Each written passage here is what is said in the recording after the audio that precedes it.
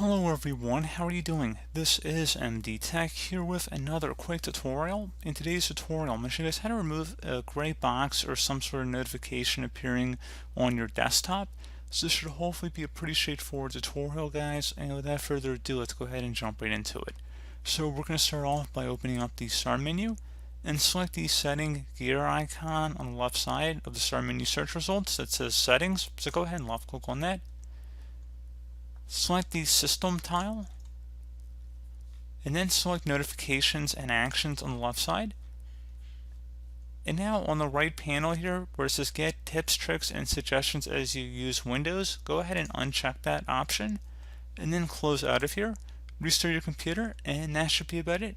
So as always, thank you guys for watching this brief tutorial. Do hope I was able to help you out, and I do look forward to catching you all in the next tutorial. Goodbye.